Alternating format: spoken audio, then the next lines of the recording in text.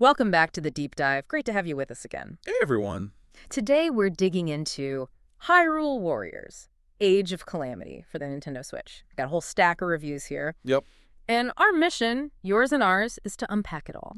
What did this game promise? What did it actually give us? And what does that mean for Zelda fans and maybe even the whole Musou genre? Yeah. Expect some familiar faces, tons of action, maybe some story stuff that got people talking, and, well, a few hiccups, too. Definitely some hiccups. Okay, let's dive deep into this one. What's really fascinating here, right off the bat, is just how much expectation was riding on Age of Calamity. Oh, huge. It's massive. When they announced it, the idea for Breath of the Wild fans was, well, it was almost too good to be true, wasn't it? Right. Like finally getting to see the Great Calamity happen. Not just hear about it. Yeah, experience it. Experience Hyrule when it was thriving, see it all bright and shiny, and, crucially, fight alongside Link, Zelda, the champions, before everything went wrong. That was the dream ticket for a lot of people. Absolutely.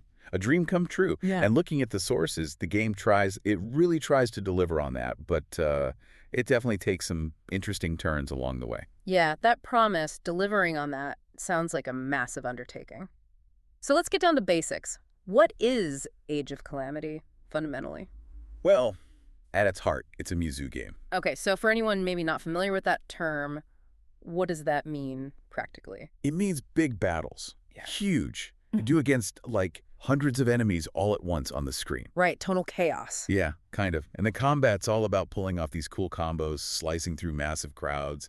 It feels pretty satisfying. Okay. Plus, there's that constant drip of upgrades making your character stronger. If you've played, say, Dynasty Warriors, you'll know the drill. Gotcha. So, familiar territory for some, but this isn't just another Warriors game, right? It's got that Hyrule flavor. Exactly. That's the key bit. So, when you mix those two things, the Musou action and the Zelda world, what are the risks? Did they pull it off, according to the reviews? That's a great question. Yeah. Because the danger is always you kind of water down both sides, right? Yeah, it ends up pleasing nobody. But what's really clever here, based on what we're seeing, is how well Age of Calamity weaves in the Breath of the Wild stuff. Yeah. It feels pretty seamless. How so? Well, the reviews really hit on the art style, the music, that amazing soundtrack, Oh, yeah. and just the whole vibe. It feels less like a crossover and more like, I don't know, a natural, action-packed extension of Breath of the Wild. Okay, so it feels like Zelda, even with the different gameplay. Totally. You're not just playing a Warriors game with Zelda skins pasted on. It genuinely feels like that world. Seeing those landscapes again, the characters, the enemies, but in this big, frantic battle setting, it creates this really strong sense of continuity. It taps into that connection you already have with Hyrule, but shows it from a completely different, much more chaotic angle. For you listening, it's like asking, what if the Calamity was just non-stop action? And speaking of action, let's talk combat. Because the sources say it's actually pretty varied. Oh, yeah, surprisingly so. Not just mashing the Y button over and over. Well, you can do that sometimes, and it's fun. But there's more to it. What's cool is how it keeps that Musou power fantasy, feeling unstoppable, but mixes in real strategic variety. How does that work? Each character plays really differently, seriously. Figuring out their moves, their timing, that becomes part of the fun. Okay, like who? Give us some examples. Okay, so Link is, your solid all-rounder, good place to start. Makes sense. But the champions, they're the real standouts, everyone agrees. You've got Durok with his heavy-hitting, like, lava attacks that just smash everything. Nice. Rivali's doing all these cool aerial moves, changes how you approach fights completely. Mipha, she can heal, which is super useful. Oh, I bet. And Urbosa's got these lightning-fast electric attacks, super flashy, really satisfying. Oh. Even Zelda, she's more technical, using the Shake-a-Slate for rune attacks. Needs good timing. And Impa, I heard she was interesting. Oh, yeah, Impa can make, like, shadow clones herself, adds this whole tactical layer you wouldn't maybe expect. Thinking about where to place them, crowd control. It's pretty deep for this genre. Sounds like a lot to get your head around, but in a good way. Absolutely. And what's really interesting here is how all that character depth feeds the spectacle. The visual chaos. Yeah, attacks just fill the screen. Explosions, lightning, magic. Oh, shit. It all feels massive. One review mentioned Daruk just wiping out like 100 bokoblins with one molten rock wave. Whoa. And the sheer number of enemies they throw at you. You always feel like you're actually turning the tide in a huge war. That cathartic feeling. Totally. There's this real kind of mindless joy sometimes in just charging in and mowing down enemies. Oh, there's a but. But it's not all just easy spectacle. The game throws in some tough bosses, some real difficulty spikes here and there. Okay. And those moments, they force you to actually use those unique skills, learn patterns, adapt your strategy. You can't just mash buttons then. Right. Makes you engage your brain a bit more. Exactly. So it's this mix of awesome spectacle and genuine challenge that keeps it interesting. It engages you on, like, multiple levels. That balance sounds key. Okay, let's shift gears a bit. The story.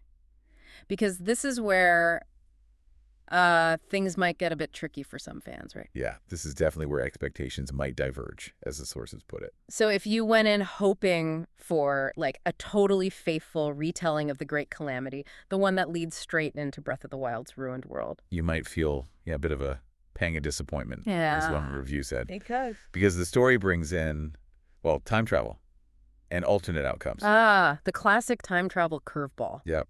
It creates a whole new branch, basically. Yeah. A different version of events. So this raises a big question for me.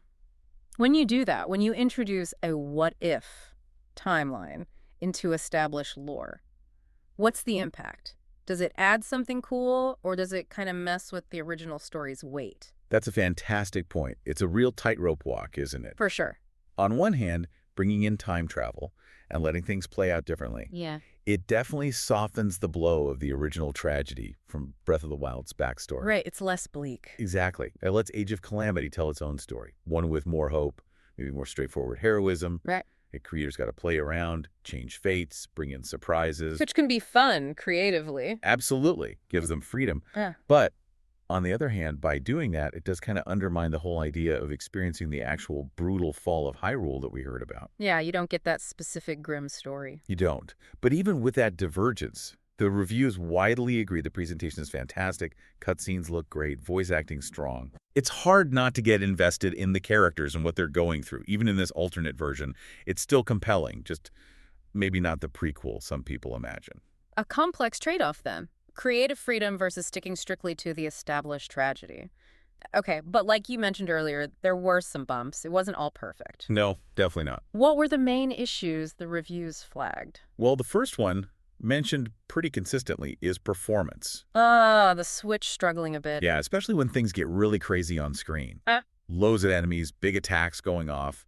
The frame rate can dip. Is it, like, unplayable or just noticeable? Mostly just noticeable. According to the sources, not usually game-breaking, but it can definitely kind of pull you out of the moment, Interrupt that smooth combat flow. Right, takes you out of the zone. Okay, what else? The other big one, maybe more significant if you play for a long time, is, well, it's repetition. The Musou curse. Kind of, yeah. Even with all the character variety and different mission types, that core gameplay loop, fighting hordes, capturing spots, beating mini-bosses, it can start to feel a bit samey after, say, 30, 40, 50 hours. Right, like that review comparing it to eating your favorite food every single day. Exactly. Yeah. Even the best thing gets routine eventually. The game tries hard to mix it up, but the basic cycle is the basic cycle. So for you listening, maybe pace yourself. Yeah, that seems like good advice.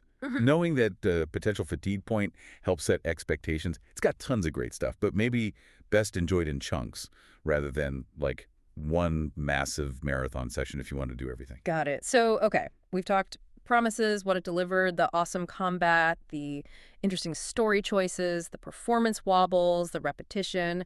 Where does that leave us? What's the final word from the sources? Well, despite those bumps, Yeah. the overall feeling is that Age of Calamity pretty much nails what it tried to do.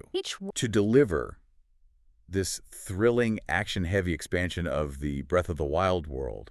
It's kind of like both a love letter to the fans and its own distinct spin-off thing. That's a good way to put it. It blends that fan service, the lore details people love, with that massive Musou combat. And that combination, it seems, really worked for a lot of players. Right. If we connect this to the bigger picture, who is this really for? The reviews suggest two main groups. Okay. For the diehard Zelda fans, getting to see these characters shine, exploring old Hyrule, using the champion's powers. That's almost reason enough, right? It hits that emotional connection. Yeah, definitely appealing. And for people who are already into Musou games, Yeah. the level of polish here, how well they integrated the Zelda stuff, Yeah. It makes it one of the better crossovers Koei Tecmo has done. Pushes the formula a bit. So strong on both fronts, potentially. Potentially, yeah. Yeah. The consensus really boils down to this. It might not be the exact story of the Great Calamity some wanted, but it's still a really fun, exciting ride through a key moment in Hyrule's history. It's vibrant, action-packed, loves its spectacle. Even if the story choices and the repetition aren't for everyone. A qualified success, then. I'd say a strong success, yeah, but one that knows its audience. It shows how spin-offs can play with canon, do something new, but still keep that original magic. Makes sense. So, maybe a final thought for you to chew on. Yeah. When a story like this gives you an alternate timeline, a what-if, what do we actually gain from that? New character moments, different experiences? Sure. But what, if anything, do we lose from the impact, the emotional weight of how things were supposed to tragically happen? That's a deep one. What you gain versus what you potentially dilute. Exactly. It's a fascinating balance, especially in these huge universes. That really is something to think about, especially with franchises people care so much about. That tightrope again. Well, thank you for walking us through all that. It's been a great deep dive into Hyrule Warriors, Age of Calamity. My pleasure. Lots to unpack there. Definitely. We hope you listening enjoyed this look at how genres and stories can blend and diverge. Maybe check the game out yourself, see how it lands for you. Yeah, give it a shot. Until next time, keep exploring, keep learning, and keep diving deep.